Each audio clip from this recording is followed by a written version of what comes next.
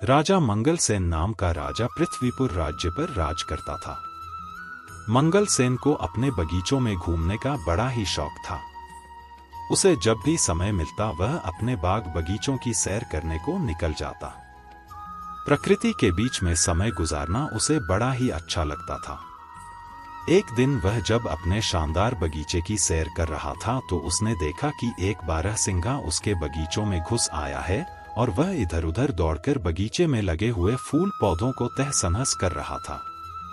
राजा को अपने बगीचे के पौधे और फूलों से बहुत ही लगाव था। यह दृश्य देखकर राजा आग बबूला हो गया। राजा मंगलसेन ने तुरंत अपने सैनिकों को आवाज लगाई कि वह बारहसिंगा को पकड़े और राजा खुद भी बारहसिंगा का पीछा करते हुए दौड़ने लगा।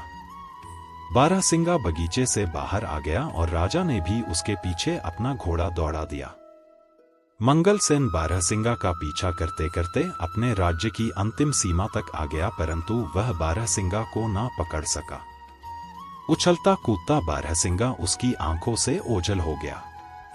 अब राजा मंगलसेन थक चुका था, उसकी वहां से आगे जाने की इच्छा नहीं हुई, तो वह वहीं पर रुक गया। मौसम बहुत ही गर्म था और राजा को प्यास भी लगने लगी।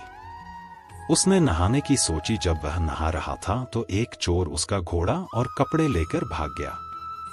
चोर अपने पुराने कपड़े वहीं पर फेंक गया। राजा के लिए अब बहुत ही खराब हालत हो गई थी।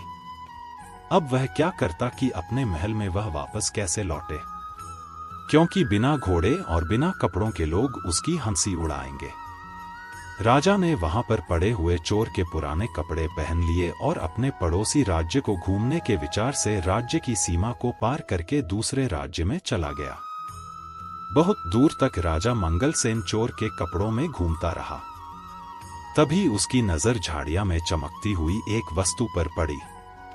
राजा ने तुरंत वह वस्तु उठा ली। यह वस्तु चमकता हुआ एक मोतियों का हार था, वह भी बहुत ही कीमती मोतियों का हार। राजा सोचने लगा, भगवान का लाख लाख धन्यवाद, जो यह मोतियों का हार मुझे मिल गया।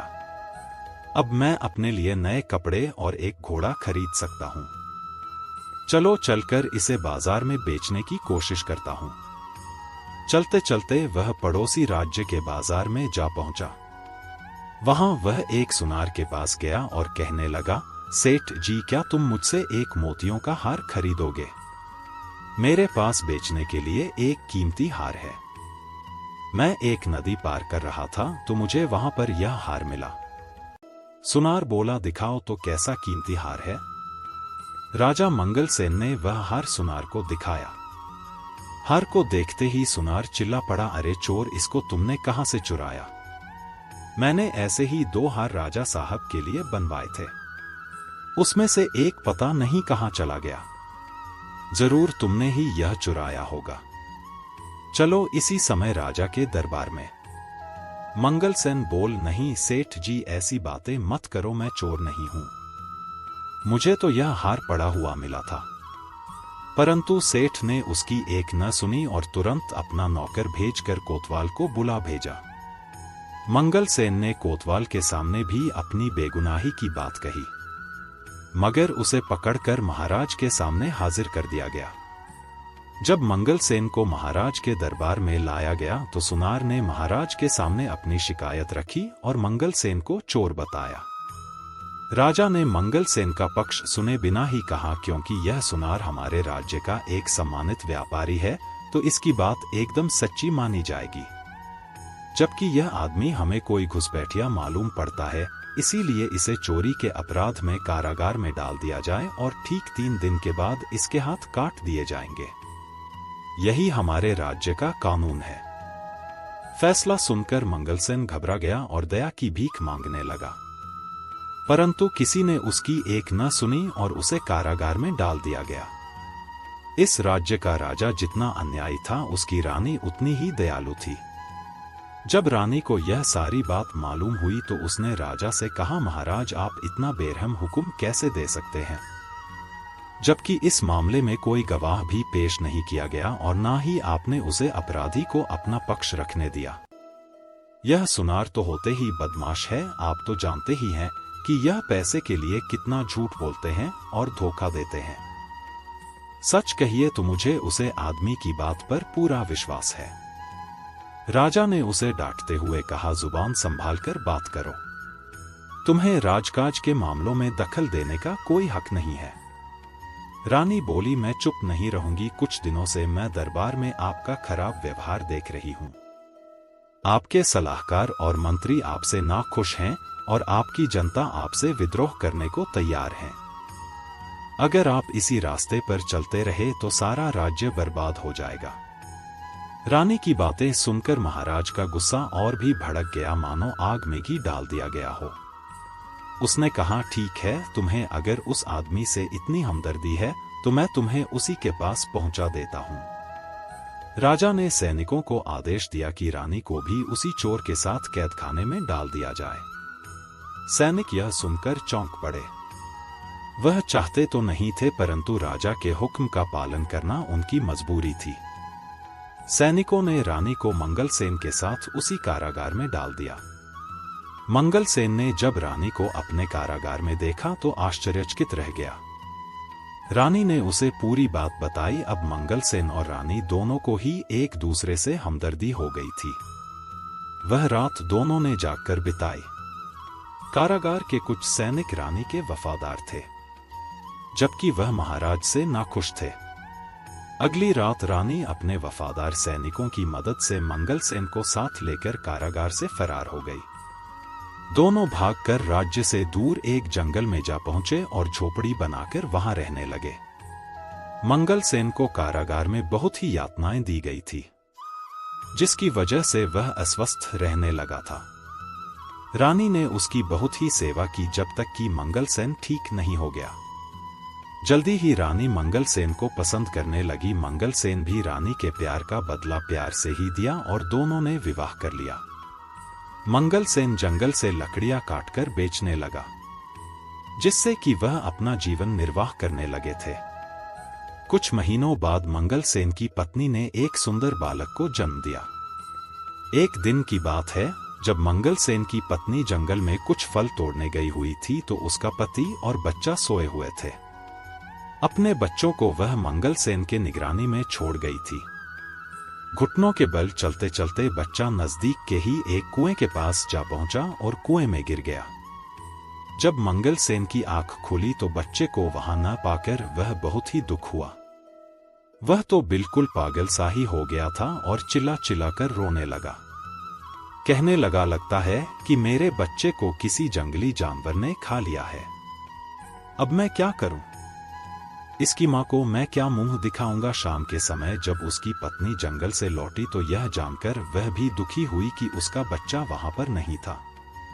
पर वह एक बहुत ही बहादुर और समझदार स्त्री थी, इसीलिए उसने खुद भी धीरज रखा और अपने पति को भी समझाया कि हमारी किस्मत में ऐसा ही लिखा हुआ था, आप दुख मत कीजिए। रात के समय मंगलसेन सो नहीं सका। वह अपने बच्चे के बारे में ही सोचता रहा और उसी को याद करता रहा। यह उसके लिए अच्छा ही हुआ कि वह सो ना पाया, क्योंकि रात के तीसरे पहर दो पक्षी उनके दरवाजे पर लगे हुए एक पेड़ पर आकर बैठ गए और आपस में बातें करने लगे। एक पक्षी ने कहा, दोस्त देखो दुनिया में कितनी मुश्किलें हैं। जरा देखो इस आदमी के साथ क्या हुआ। इसको अपना देश छोड़ना पड़ा और बेचारा दूसरे देश में भिखारी की तरह रह रहा है, जहां उसकी बड़े अन्यायपूर्ण ढंग से सजा दी गई और अब यह अपने सुंदर से बेटे के दुख में परेशान भी है। इसका बेटा कल दोपहर से ही इस कुएं में गिर गया था। दूसरा पक्षी बोला, इन बेचारे लोगों को क्या क्या परेशानियां उठानी पड़ी। क्या इनके लिए कुछ किया नहीं जा सकता? हाँ, किया जा सकता है। अगर मंगलसेन इस कुएं में कूद जाए तो वह आसानी से अपने बच्चों को बचा सकता हूं, क्योंकि वह बच्चा अभी भी कुएं में जिंदा है। राजा मंगलसेन ने उन दोनों पक्षियों की बातें सुनी तो उसे सुनकर बड़ा ही आश्चर्य हुआ और खुशी भी हुई। जैसे ही सुबह हुई उसने अपनी पत्नी को जगाया और उसे रात वाली बात बताई और उसकी सलाह मांगी। रानी बोली, आप पक्षियों की बात मानकर कुएं में कूद जाइए। राजा इस समय कुएं में कूद गया और उसने अपने बच्चों की जान बचा ली। इस घटना के कुछ दिनों बाद जब मंगलसेन और रानी सो रहे थे तो अचानक कुछ आवाज सुनकर वे चौंक गए। बाहर देखा तो कुछ सैनिकों ने उन्हें घेर रखा था। वह भय के मारे कांपने लगे कि शत्रु राजा ने उन्हें फिर से पकड़ने के लिए सैनिक भेजे हैं। परंतु तभी मंगलसेन का एक पुराना मंत्री उसके सामने आया और अपने राजा को प्रणाम करते हुए कहा, महाराज, आखिर हमने आपको ढूंढ ही लिया। उसे देखकर मंगलसेन बहुत ही खुश हुआ। तब मंत्री ने बताया कि उसने अपने गुप्तचरों की सहायता से मंगलसेन को ढूंढने में सफलता पाया है। उसने यह भी बताया कि उसके राज्य की जनता बेसब्री से मंगलसेन का इंतजार कर रही है। अब राजा अपनी पत्नी और बच्चे के साथ अपने राज्य वापस चला गया। मंगलसेन फिर से अपनी राजगद्दी पर बैठ गया और पहले की तरह ही राज करने लगा। गद्दी पर बैठते ही मंगलसेन सबसे पहले यह काम किया। उसने अपनी सेना को लेकर उस राजा के ऊपर चढ़ाई कर दी जिसने उसके साथ बुरा व्यवहार किया था। इस युद्ध में मंगलसेन जीत गया और वह दूसरा राजा हार गया। शत्रु राजा मंगलसेन से दया की भीख मांगने लगा। शत्रु राजा ने बताया कि इन दुष्ट सुनार की वजह से उसने मंगलसेन के साथ ऐसा व्यवहार किया था। अब वह उसको जाते ही सजा देगा। शत्रु राजा को गिड़गिड़ाता हुआ देखकर मंगलसेन को उस पर दया आ गई। मंगलसेन ने उसे माफ कर दिया और उसे छोड़ दिया। उसके बाद सारे राज्य में शांति और खुशहाली फैल गई।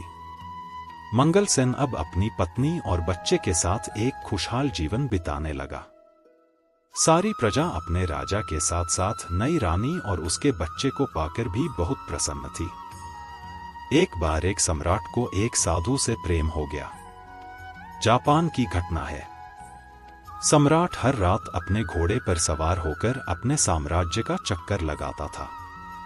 वह रोज एक पेड़ के नीचे बैठे मुनि को अपने ढंग से मस्त देखता था। कभी नाचता तो कभी बांसुरी बजाता, कभी गीत गुनगुनाता तो कभी चुपचाप बैठा आकाश के तारों को निहारता। बादशाह जब भी उस रास्ते से गुजरता तो हर बार रुक जाता। वह अपनी छवि को देखने से खुद को रोक नहीं सका। वह एक पल के लिए वहां खड़ा हो सकता था और उसकी मस्ती देख सकता था और फिर अपने घोड़े पर चढ़कर चला जाता है। धीरे धीरे सम्राट को उस ऋषि में इतनी दिलचस्पी हो गई कि पता नहीं कब समय बीत गया। वह दूर झाड़ी के पीछे खड़ा हो जाता और उस साधु की मस्ती देखता।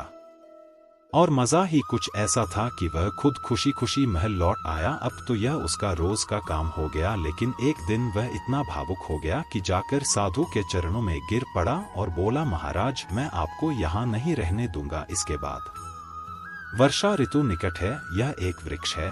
वर्षा ऋतु में तुम इस वृक्ष के नीचे कैसे रहोगे? महल में आओ और मुझे आशीर्वाद दो कि मुझे सेवा का अवसर मिले। यह सुनकर साधु उठ खड़ा हुआ, अपना थैला उठाया और कहा, चलो चलते हैं। यह देखकर सम्राट बहुत हैरान हुआ। सम्राट कह रहा था कि चलो महल चलते हैं, लेकिन वह यह सुनकर खुश होता कि जब साधु कहता कि कौन सा महल, हम खुश हैं जहां हम हैं। हम डॉन महलों में नहीं जाते। हमने कपड़े, गहने, महल आदि छोड़ दिए हैं और आप हमें वहां ले जा रहे हैं। सम्राट के मन में यह अपेक्षा थी कि वह साधु से यह सब सुनेगा। यदि साधु ने ऐसा कहा होता तो सम्राट उनके चरणों में गिरकर थोड़ा और भीख मांगता। लेकिन साधु एक बार में चलने के लिए तैयार हो गया। इससे सम्राट को थोड़ा झटका लगा। वह सोचने लगा कि कहीं मुझसे कोई गलती तो नहीं हुई है। क्या इस आदमी ने फिर से मेरे साथ कोई चाल चली है? क्या यह महल में प्रवेश करने की चाल है कि यहां बैठे बांसुरी बजा रहे हैं?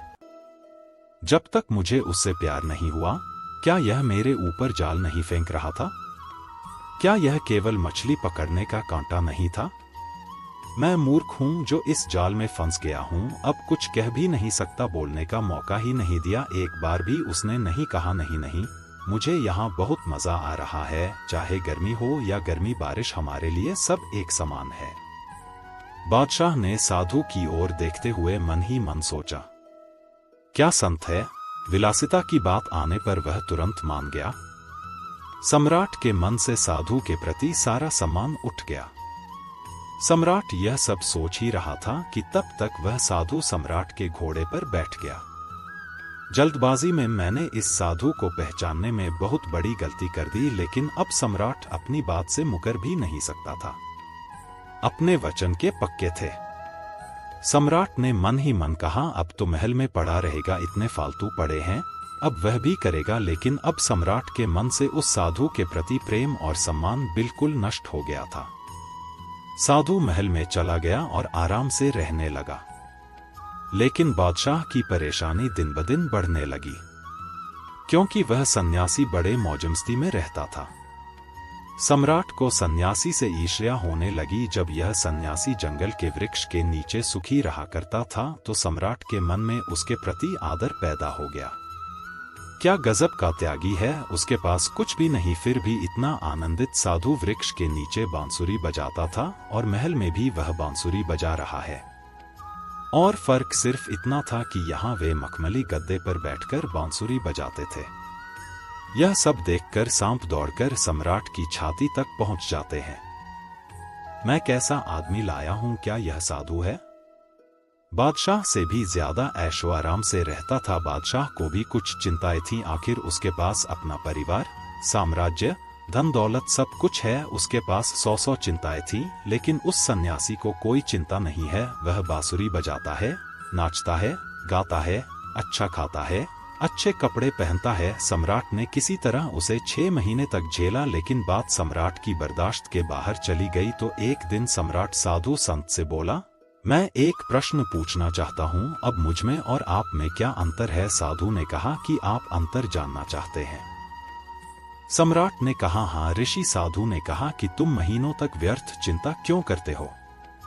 जब मैं तुम्हारे घोड़े पर बैठा था तो तुम्हें यह प्रश्न पूछना चाहिए था, क्योंकि मैंने देखा था कि तुम्हारे मन में यह प्रश्न उस समय उठा था जब मैं तुम्हारे साथ थैला लेकर चल रहा था। उसी समय तुम्हारा चेहरा पड़ रहा था, यह प्रश्न तुम्हारे मन में था। उस समय तुम मूर्ख हो, तुमने 6 महीने तक अपना सीना क्यों बेवजह जलाया होगा?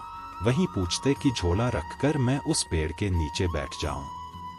कैसी हिचकिचाहट और किस बात पर शर्म आती है। लेकिन मैं कब से इंतजार कर रहा हूं कि आप कब से पूछते हैं। फिर कल सुबह मैं आपको अंतर बता दूंगा। लेकिन हाँ, मैं शहर के बाहर जाऊंगा और बताऊंगा कि सम्राट अगली सुबह जल्दी उठ गया। वह जानने के लिए उत्सुक था कि क्या अंतर है। फिर सम्राट ने सोचा कि क्या फर्क पड़ सकता है, मैं कुछ नहीं सोचता, जो मैं खाता हूं वही खाता है और मुझसे ज्यादा मांगता है। यह लाओ, वह लाओ। मैं जिस कमरे में रहता हूं उससे भी आलीशान कमरे में रहता हूँ। 2-3 नौकरों से गुजारा कर लेता हूँ और दिन भर 15 से 20 लगाए रखता है। इसकी जरूरतों का कोई अंत नहीं, मांगता चला जाता है। फैंसी कपड़े पहनता है, जो कोई भी उसे देखेगा वह समझ जाएगा कि यह मेरा मंत्री है। लगता है खुद इस महल का बादशाह है। कम से कम महल के बाकी लोग तो मुझसे डरते हैं, लेकिन इसकी आंखों में डर नाम की कोई चीज नहीं है। वह दिन भर बस अपनी मस्ती में बांसुरी बजाता रहता है, दिन भर अपनी मस्ती में। सम्राट सुबह सुबह साधु के कमरे में पहुंचे। वहां पहुंचकर उन्होंने जो देखा वह विस्मयकारी था कि साधु ने वही पुराने कपड़े पहने हुए थे जो उन्होंने इस्तेमाल किए थे वृक्ष के नीचे बैठकर धारण करना। एक हाथ में झोली और दूसरे में बांसुरी लिए तैयार खड़ी थी। बादशाह को देख साधु ने कहा, चलो साहब चलते हैं। इसके बाद वे दोनों महल से बाहर आ गए। चलते चलते शहर की नदी पार कर ली। कुछ देर बाद वे शहर से बहुत दूर आ गए। सम्राट ने पूछा कि और कितना चलना है? साधु ने कहा कि सुबह से दोपहर तक चलने में थोड़ा समय और है। तो सम्राट ने कहा, अब और नहीं, बस कहो आप जो कहना चाहते हैं। साधु ने कहा, मैं आगे चलता हूँ, तुम मेरे साथ चलो या नहीं? सम्राट ने थोड़ा गुस्से से कहा कि मैं कैसे चल सकता हूँ, मैं तुम्हारे जैसा भिखारी नहीं हूँ जिसे मेरी पत्नी, मेरे बच्चे, मेरे धन, मेरे साम्राज्य की परवाह नहीं है। सब कुछ मुझसे जुड़ा हुआ है। मैं यह सब छोड़कर आपके साथ क्यों चली? सम्राट की यह बात सुनकर सन्यासी जोर से हंस पड़ा और बोला, तुम में और मुझ में बस इतना ही फर्क है कि मैं कहीं भी जा सकता हूँ, तुम नहीं जा सकते। मैं अच्छी या बुरी स्थिति में खुश रह सकता हूँ, लेकिन तुम नहीं। जब मैं किसके अधीन रहा करता था? वो जंगली पेड़। मैं पूरे मौज में रहता था और जीवन के हर पल को जीता था। जब मैं महल में गया तो वहां भी मैंने अपने जीवन के हर पल को पूरी मस्ती और आनंद के साथ जिया। और अब कहीं और जाऊं तो ऐसे ही जीऊंगा, क्योंकि हम वही हैं जहां हम उस समय थे। हमारा तन और मन हमेशा साथ रहता है। हम न तो अपने अतीत के बारे में सोचकर पछताते हैं और न ही कल की चिंता में अपना आज बर्बाद करते हैं। हम सिर्फ उसी में जीते हैं आज, क्योंकि हम समझ चुके हैं कि जीवन आज में है, अभी और इस क्षण को जीने में। बस यही फर्क है तुम में और मुझ में। आप परिस्थितियों को चलाते हैं और हम परिस्थितियों को चलाते हैं। आप खुश हैं या दुखी, यह आपके जीवन की घटनाओं पर निर्भर करता है, लेकिन हमारे लिए ये घटनाएं जीवन का एक हिस्सा मात्र हैं, जिसे हम जरा सा भी विचलित हुए बिना छोड़ देते हैं। हमें इस बात की चिंता रहती है कि अच्छे दिनों में हमें दुख न हो और न ही अधिक आनंदित हो। हम हर स्थिति में खुद को शांत और स्थिर रखते हैं, क्योंकि हम जानते थे कि न तो दुख हमेशा के लिए है और न ही खुशी। हम हमेशा किसी भी स्थिति में आनंद लेते हैं। अचानक सम्राट को एहसास हुआ कि उन्होंने क्या किया है जो एक ऐसे अद्भुत व्यक्ति के साथ रहे उसे 6 महीने के लिए। एक दिन भी सत्संग नहीं कर सका। मैं सत्संग क्या करता हूँ? मेरे मन में यही चल रहा था कि वह एक बहुत ही साधारण आदमी निकला। यह सोने की पॉलिश वाला खोटा सिक्का निकला, लेकिन अंदर से मिट्टी का निकला। ये सब विचार आते ही सम्राट ने तुरंत साधु के पैर पकड़ लिए और कहा, नहीं महाराज, मैं आपको आगे नहीं जाने दूंगा। साधु ने कहा, देख, मुझे कोई दिक्कत नहीं है, ये रहा आपका घोड़ा, मैं फिर से उस पर बैठूंगा और फिर वापस महल में जाऊंगा। पर फिर तुम फिर संकट में पड़ोगे। यह सुनकर सम्राट के मन में भी वही विचार आया। ओह! उसने इसे फिर से आसानी से स्वीकार कर लिया। साधु ने कुछ देर तक सम्राट की आंखों में गौर से देखा और कहा, लेकिन नहीं, मैं अब वापस नहीं आ रहा हूं, क्योंकि फिर से तुम नहीं सुधरोगे। तुम फिर से मुसीबत में पड़ोगे और तुम फिर से मुझसे ईर्ष्या करोगे और दिन रात परेशान रहोगे। हमारा क्या है? हम साधु हैं, हमारे लिए महल और जंगल सब एक जैसे हैं।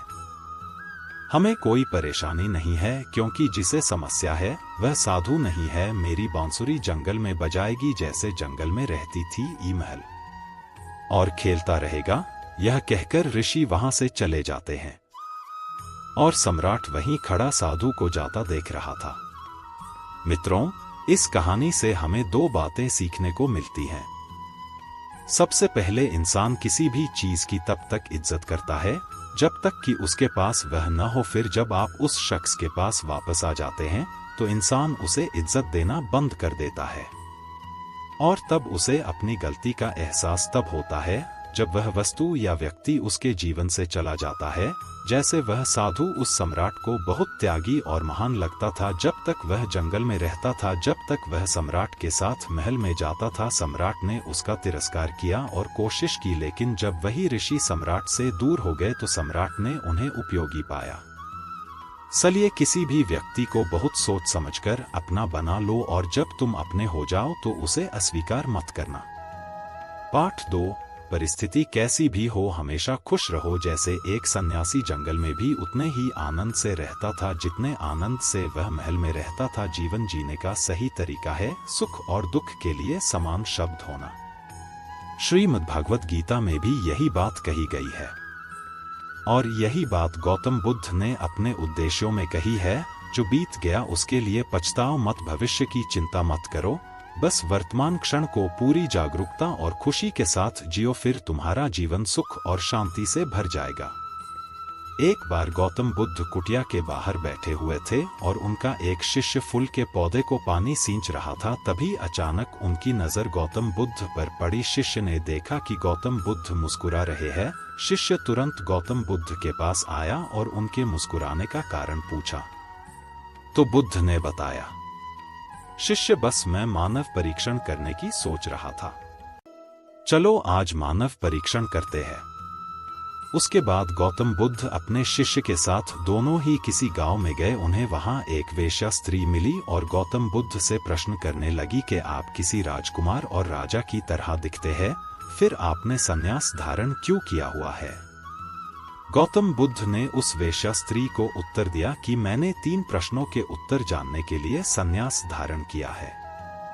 वेश्या स्त्री ने कहा कि ऐसे कौन 3 प्रश्न है कि जिसके कारण आपने संन्यास धारण किया है? गौतम बुद्ध ने बताया कि हमारा शरीर युवा और आकर्षक है, लेकिन समय बीतेगा और समय के साथ साथ हमारा शरीर बूढ़ा होगा और बीमार होगा। उसके बाद शरीर मृत्यु को प्राप्त होगा। मुझे बुढ़ापा, बीमारी और मृत्यु के कारण का ज्ञान प्राप्त करना है, इसीलिए मैंने संन्यास धारण किया है। महात्मा बुद्ध की ज्ञान भरी बातें सुनकर वह स्त्री बहुत प्रभावित हुए और महात्मा बुद्ध को अपने घर भोजन करने के लिए आमंत्रित किया। जैसे ही यह बात उस गांव वालों को पता चली तो गांव वाले महात्मा बुद्ध के पास आकर कहने लगे कि आप उस स्त्री के घर न जाएं, क्योंकि वो स्त्री चरित्रहीन है। महात्मा बुद्ध ने गांव के सरपंच को बुलाकर पूछा कि क्या यह सच है कि वो स्त्री चरित्रहीन है। सरपंच ने भी बुद्ध को बताया कि महात्मा, इन गांव वालों की बात सत्य है, वो स्त्री चरित्रहीन है। और तब महात्मा बुद्ध ने सरपंच का एक हाथ पकड़कर कहा, सरपंच जी, अब आप ताली बजाकर दिखाओ। तो सरपंच को आश्चर्य हुआ और कहा कि ये तो असंभव है, एक हाथ से ताली कभी नहीं बजती। तब महात्मा बुद्ध ने कहा, ठीक इसी प्रकार कोई भी स्त्री अकेली चरित्रहीन नहीं होती। अगर वो स्त्री चरित्रहीन है तो आप सब गांव वाले भी चरित्रहीन हैं। तो मुझे भी आपके घर नहीं आना चाहिए। अगर पहले आप चरित्रहीन नहीं होते तो वो स्त्री भी चरित्रहीन नहीं होती। महात्मा बुद्ध की बात सुनकर सभी गांव वाले बुद्ध के सामने झुक गए और अपनी भूल की माफी मांगने लगे। और फिर महात्मा बुद्ध ने उस वेश्या स्त्री के घर भोजन किया। तो देखा आपने, इस कहानी से हमें यही सीख मिलती है कि हमें किसी को भी चरित्रहीन कहने का हक नहीं है। उससे पूर्व अपने आप में देखना है कि हम पूरी तरह पवित्र है, क्या हम चरित्रहीन नहीं है। पहले हमें तन मन से पवित्र रहना चाहिए, उसके बाद दूसरों को चरित्रहीन कहना चाहिए। एक दिन की बात है, जब गौतम बुद्ध नदी के किनारे पर खड़े थे, तभी एक बड़ी जटा वाला साधु आकर उनसे पूछता है कि क्या आप ही गौतम बुद्ध है। उन्होंने कहा, हाँ मैं ही गौतम बुद्ध हूँ, बोलिए क्या बात है। साधु ने कहा, तो फिर आप यहाँ क्या कर रहे हैं। गौतम बुद्ध ने कहा कि मैं नदी पार करना चाहता हूँ, इसलिए मैं कब से नाव का इंतजार कर रहा हूँ। गौतम बुद्ध की यह बात सुनकर वह साधु गुस्से में कहने लगा कि क्या आप इतने बड़े हैं और सारा संसार आपको जानता है और आप एक नदी पार नहीं कर सकते। आप यही रुके, मैं आपको नदी पार करके दिखाता हूँ। फिर वो साधु थोड़ी ही देर में नदी पार करके वापस लौट आता है। फिर गौतम बुद्ध को कहता है कि देखो, मेरे पास इतनी क्षमता और ज्ञान है, फिर भी लोग मुझे नहीं जानते और आप ऐसा कुछ भी नहीं कर सकते, फिर भी सारा संसार आपको जानता है। और तब गौतम बुद्ध उस साधु से पूछते हैं कि आपको इस कला को सीखने में कितना वक्त लगा। साधु हंसकर कहता है कि ये कोई साधारण कला नहीं है, मुझे इस कला को सीखने में पूरे 15 साल लगे हैं। दोनों बातें ही कर रहे थे तो इतने में उस किनारे से नाव आती है और दोनों नाव में बैठकर नदी पार कर लेते हैं। फिर गौतम बुद्ध नाव वाले को 1 रुपया देते हैं और उस घमंडी साधु को कहते हैं कि आपके इतने साल व्यर्थ गए, जिस काम को आप 1 रुपए में कर सकते थे उस काम के लिए आपने 15 साल बर्बाद किए। आप जैसा मूर्ख साधु कोई नहीं है। अगर यही 15 साल लोगों की भलाई और आपने जीवन को सार्थक करने में लगाते तो आज आपको भी कहीं ना कहीं पूरा संसार जानता होता और आप एक महान साधु होते। और मैंने हमेशा यही किया, समाज की भलाई और अपनी आत्मा की शांति, इसीलिए लोग मुझे जानते हैं। गौतम बुद्ध का ज्ञान सुनकर उस साधु को पछतावा होने लगा कि आप सही कह रहे हैं, मेरे 15 साल व्यर्थ गए। अगर मैं भी आपके इस मार्ग पर चलता तो मेरा जीवन सार्थक हो जाता। फिर गौतम बुद्ध ने कहा कि अब भी कोई देर नहीं हुई है। अगर आज से आप इस मार्ग पर चलेंगे तो कभी ना कभी लोग आपको जानेंगे और आपका जीवन सार्थक हो जाएगा। दोस्तों, हमेशा यह बात याद रखिए कि हमारे टाइम को सही जगह पर इस्तेमाल करना चाहिए ताकि उसका सही मतलब निकल सके। हमारा टाइम बहुत कीमती है, उसे ऐसे व्यर्थ ना करें। एक गांव में 2 दोस्त रहते थे, सूरज और ललित। सूरज की उम्र 6 साल की थी तो ललित 10 साल का था। दोनों जिगरी दोस्त थे। वह हमेशा साथ साथ खेलते, पढ़ते, लगभग उनका सारा काम साथ में ही होता था। दोनों में बहुत प्रेम था और दोनों एक दूसरे के लिए कुछ भी करने को तैयार थे। एक समय की बात है, दोनों खेलते खेलते अपने घर से दूर पहुंच गए। वहां एक कुआं था। दोनों कुएं के मुंडेर पर बैठे हुए थे और एक दूसरे से मजाक मस्ती कर रहे थे। तभी दोनों कुएं के मुंडेर पर खड़े हो गए और एक दूसरे को खेल खेल में मारने लगे। तभी ललित का पांव फिसला और वह कुएं में गिर गया। उसको गिरता हुआ देखकर सूरज बहुत डर गया। वह कुएं से नीचे उतर गया और जोर जोर से आवाज लगाने लगा, लेकिन उस वक्त उधर कोई नहीं था। उसे समझ नहीं आ रहा था वह क्या करे। कुएं के बगल में एक रस्सी से बंधी हुई बाल्टी रखी थी। उसने जब यह महसूस किया कि अगर उसने जरा भी देरी की तो उसका दोस्त मर जाएगा, ऐसा सोचकर उसने और एक पल का भी इंतजार नहीं किया। उसने बाल्टी को कुएं के अंदर डाला और उसके अंदर जितनी ताकत थी वह लगा दी। कुएं के अंदर ललित ने बाल्टी की रस्सी को अपने हाथ में पकड़ लिया। सूरज के पास जितना जोर था उसने लगा दिया और वह ललित को बाहर निकालने में कामयाब हो गया। जैसे ही ललित बाहर निकला, दोनों ने एक दूसरे को गले लगा लिया। फिर दोनों अपने घर की ओर चले। दोनों की खराब हालत देखकर दोनों के घर वालों ने पूछा, यह क्या हालत बना रखी है?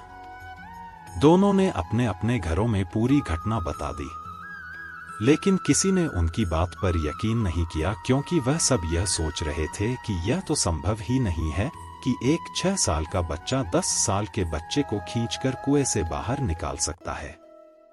धीरे धीरे बच्चे अपनी बातें सबको बताने लगे, लेकिन हर कोई उनकी बातों को हंसकर डाल देता था। वहां पर एक बुजुर्ग भी थे। बच्चों के अंदर सच्चाई देखकर वह कहने लगे, हाँ, बच्चे सही कह रहे हैं, जरूर सूरज ने ललित को कुएं से खींचकर उसकी जान बचाई होगी। गांव में बैठे हुए एक व्यक्ति ने बुजुर्ग से बोला, अरे चाचा, आप क्यों इन बच्चों की बात पर यकीन कर रहे हो? यह बच्चे हैं, यह तो कुछ भी बोलते हैं। बुजुर्ग व्यक्ति बोले, क्यों? बच्चों की बात में सच्चाई क्यों नहीं हो सकती? व्यक्ति बोला, आप खुद ही सोचो, एक 6 साल का बच्चा 10 साल के बच्चे को कैसे कुएं से खींचकर बाहर निकाल सकता है? बुजुर्ग व्यक्ति बोले, ललित को सूरज कुएं से बाहर निकाल पाया, क्योंकि सूरज को यह बताने वाला कोई नहीं था कि यह असंभव है। हमारे बड़े होने पर लोग हमें हर तरह का काम करने से रोकते टोकते हैं, ये कहकर कि ये तुझसे नहीं होगा, और फिर हम सच में मान लेते हैं कि ये मुझसे नहीं होगा। लेकिन उस वक्त बच्चे को पता ही नहीं था कि क्या संभव है और क्या नहीं। उसे सिर्फ अपने दोस्त की जान बचानी थी, वही उसका एकमात्र लक्ष्य था, इसलिए वो अपने दोस्त की जान बचाने में कामयाब हो पाया। सच बात तो ये है कि बच्चों के लिए असंभव कुछ भी नहीं। व्यक्ति को चाचा की यह बात बहुत सही लगी। वह कहने लगा, चाचा, इतनी गहरी बात तो हमने कभी सोची ही नहीं। धीरे धीरे सभी लोगों को यकीन हो गया कि सूरज ने ही ललित की जान बचाई है। इस कहानी से हमें यह शिक्षा मिलती है कि यह दुनिया ही हमें बताती है कि हम क्या कर सकते हैं और क्या नहीं। हर व्यक्ति कोई भी बड़ा काम कर सकता है, अगर उसके अंदर कोई यह बात डालने वाला ना हो कि तुमसे नहीं होगा, तुम नहीं कर सकते। ऐसी बातें ही व्यक्ति के आत्मबल तो तोड़ देती है। एक गांव में एक मूर्तिकार रहता था। वह काफी खूबसूरत मूर्तियां बनाया करता था और इस काम से वह अच्छा कमा लेता था। उसे एक बेटा हुआ। उस बच्चों ने बचपन से ही मूर्तियां बनानी शुरू कर दी। बेटा भी बहुत अच्छी मूर्तियां बनाया करता था और बाप अपने बेटी की कामयाबी पर खुश होता था। लेकिन हर बार बेटे की मूर्तियों में कोई ना कोई कमी निकाल दिया करता था। वह कहता था, बहुत अच्छा किया है, लेकिन अगली बार इस कमी को दूर करने की कोशिश करना। बेटा भी कोई शिकायत नहीं करता था। वह अपने बाप की सलाह पर अमल करते हुए अपनी मूर्तियों को और बेहतर करता रहा। इस तरह लगातार सुधार की वजह से बेटे की मूर्तियां बाप से भी अच्छी बनने लगी और ऐसा टाइम भी आ गया कि लोग बेटे की मूर्तियों को बहुत पैसा देकर खरीदने लगे, जबकि बाप की मूर्तियां उसकी पहली वाली कीमत पर ही बिकती रही। बाप अब भी बेटे की मूर्तियों में कमियां निकाल ही देता था, लेकिन बेटे को अब ये अच्छा नहीं लगता था और वह बिना मन के उन कमियों का स्वीकार करता था। लेकिन फिर भी अपनी मूर्तियों में सुधार कर ही देता था। एक टाइम ऐसा भी आया कि जब बेटे के सब्र ने जवाब दे दिया। बाप जब कमियां निकाल रहा था तो बेटा बोला, आप तो ऐसे कहते रहते हैं कि आप जैसे बहुत बड़े मूर्तिकार हैं। अगर आपको इतनी ही समझ होती तो आपकी मूर्तियां कम कीमत में नहीं बिकती। मुझे नहीं लगता कि आपकी सलाह लेने की मुझे जरूरत है। मेरी मूर्तियां परफेक्ट है। अपने बेटे की यह बात सुनी तो उसने बेटे को सलाह देना और उसकी मूर्तियां में कमियां निकालना बंद कर दिया। कुछ महीने तो वह लड़का खुश रहा, लेकिन फिर उसने नोटिस किया कि लोग अब उसकी मूर्तियां की उतनी तारीफ नहीं करते जितनी पहले किया करते थे, और उसकी मूर्तियां के दाम बढ़ना भी बंद हो गए। शुरू में तो बेटे को कुछ समझ नहीं आया, लेकिन फिर वह अपने बाप के पास गया और उसे समस्या के बारे में बताया। बाप ने बेटे को बहुत शांति से सुना, जैसे कि उसे पहले से पता था कि एक दिन ऐसा भी आएगा। बेटे ने भी इस बात को नोटिस किया और उसने पूछा, क्या आप जानते थे कि ऐसा होने वाला है? बाप ने कहा, हाँ, क्योंकि आज से कई साल पहले मैं भी इस हालात से टकराया था। बेटे ने सवाल किया, तो फिर आपने मुझे समझाया क्यों नहीं? बाप ने जवाब दिया, क्योंकि तुम समझना नहीं चाहते थे। मैं जानता हूं कि तुम्हारे जितनी अच्छी मूर्तियां मैं नहीं बनाता। यह भी हो सकता है कि मूर्तियों के बारे में मेरी सलाह गलत हो, और ऐसा भी नहीं है कि मेरी सलाह की वजह से कभी तुम्हारी मूर्ति बेहतर बनी हो। लेकिन जब मैं तुम्हारी मूर्तियों में कमियां दिखता था, तब तुम अपनी बनाई मूर्तियों से संतुष्ट नहीं होते थे। तुम खुद को बेहतर करने की कोशिश करते थे, और वही बेहतर होने की कोशिश तुम्हारी कामयाबी का कारण था। लेकिन जिस दिन तुम अपने काम से संतुष्ट हो गए और तुमने यह भी मान लिया कि अब इससे और बेहतर होने की गुंजाइश ही नहीं है, तुम्हारी उन्नति भी रुक गई और लोग हमेशा तुमसे बेहतर की उम्मीद करते हैं, और यही कारण है कि अब तुम्हारी मूर्तियों के लिए तुम्हारी तारीफ नहीं होती, ना ही उनके लिए तुम्हें ज्यादा पैसे मिलते हैं। बेटा थोड़ी देर चुप रहा, फिर उसने सवाल किया, तो अब मुझे क्या करना चाहिए? बाप ने एक लाइन में जवाब दिया, असंतुष्ट होना सीख लो। मान लो कि तुम में हमेशा बेहतर होने की गुंजाइश बाकी है। यही एक बात तुम्हें हमेशा आगे बेहतर होने के लिए प्रेरणा देती रहेगी, और तुम हमेशा बेहतर से बेहतर हो जाओगे।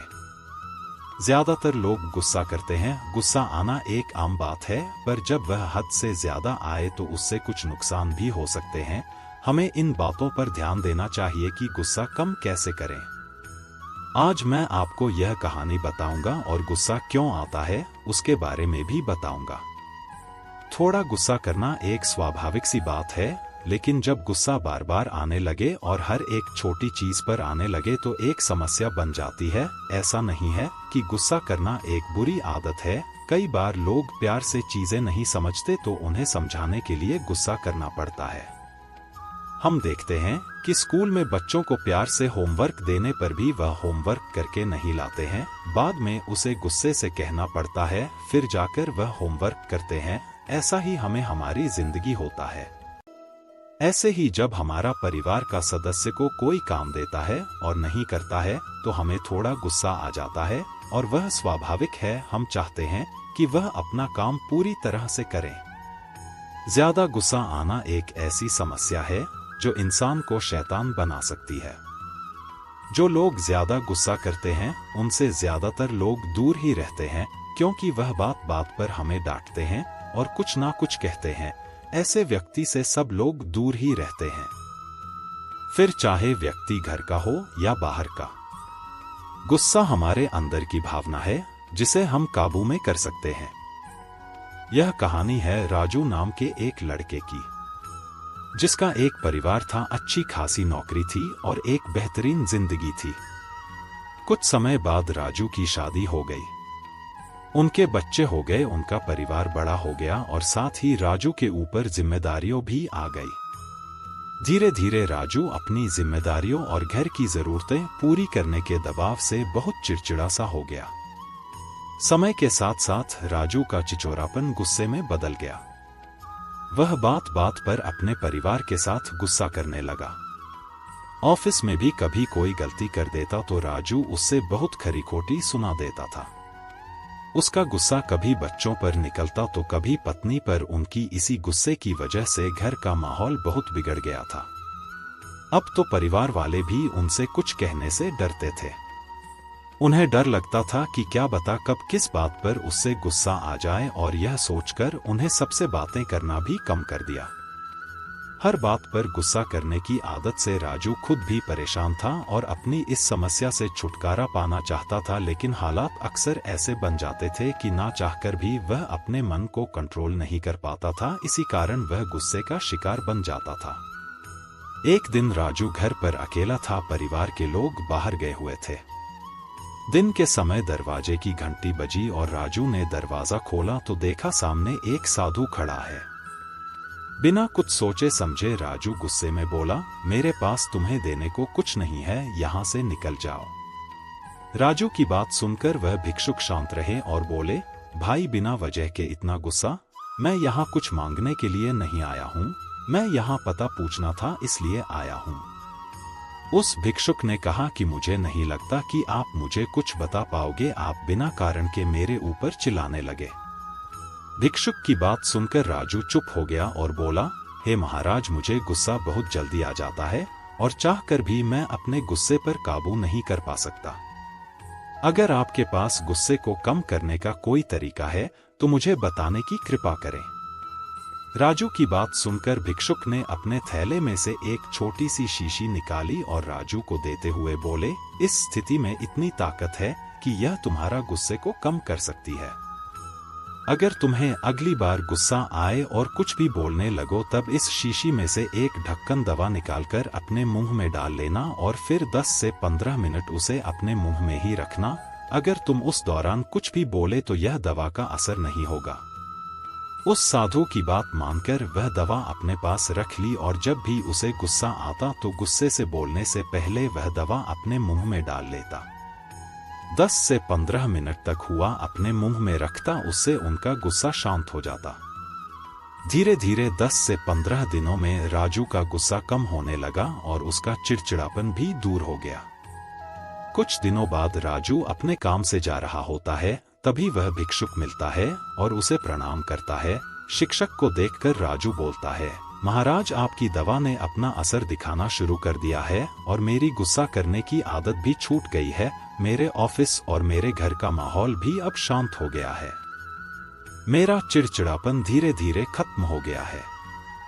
राजू की बात सुनकर साधु ने मुस्कुराते हुए कहा, वह कोई दवा नहीं थी, वह सिर्फ पानी था। गुस्से का कोई इलाज नहीं है, केवल शांत मन ही उसका परम इलाज है। गुस्से का इलाज हम किसी दवा से नहीं कर सकते, उसका इलाज केवल और केवल शांत रहकर ही किया जा सकता है। और यही तुम्हारे साथ हुआ, गुस्से का इलाज सिर्फ शांत मन है। इस कहानी से हमें गुस्से को कैसे काबू करा जाए यह सीखने को मिलता है। ज्यादा गुस्सा आना या बात बात पर गुस्सा करना हमारे लिए बहुत नुकसानदायक होता है। गुस्से में इंसान वह काम कर जाता है जिसे नहीं करना चाहिए और ऐसी बातें बोल जाता है तो उसे नहीं बोलनी चाहिए। अगर आपको भी लगता है कि कई बार छोटी छोटी चीजों को लेकर ज्यादा गुस्सा करते हैं तो खुद को शांत करना सीखें, अपने मन को कंट्रोल करें। दूसरों की छोटी छोटी गलती को नजरअंदाज करना सीखें। घर, परिवार और ऑफिस में कभी कभी ऐसी बातें हो जाती है जिसकी वजह से हमें गुस्सा आ जाता है। ऐसे में जब भी ऐसा हो तो सामने वाले को एकदम से जवाब देने के बजाय थोड़ा शांत हो जाए, बाद में उत्तर दें और चिखने चिल्लाने के बजाय शांत मन से उस बात को समझने की कोशिश करें और फिर दूसरों को समझाएं। अगर आप गुस्से में कुछ भी बोलेंगे तो हो कोई काम का नहीं है, इसलिए सबसे पहले खुद को शांत करें और बाद में निर्णय लें। आपको ऐसा कभी नहीं सोचना चाहिए कि गुस्से में कही हुई बात पर ज्यादा जोर पड़ता है। सामने वाला आपका गुस्सा चले, लेकिन बार बार आप सामने वाले पर गुस्सा करोगे तो वह गुस्से का जवाब गुस्से से दे सकता है, या आपसे बात करना ही छोड़ देगा, या फिर आपको मुंह ही नहीं लगाएगा। इसलिए दोस्तों, लोगों को गुस्सा दिखाने के बजाय शांत मन से प्यार दिखाइए ताकि आपके रिश्ते और भी मजबूत हो सके और आपका कोई काम भी नहीं बिगड़े।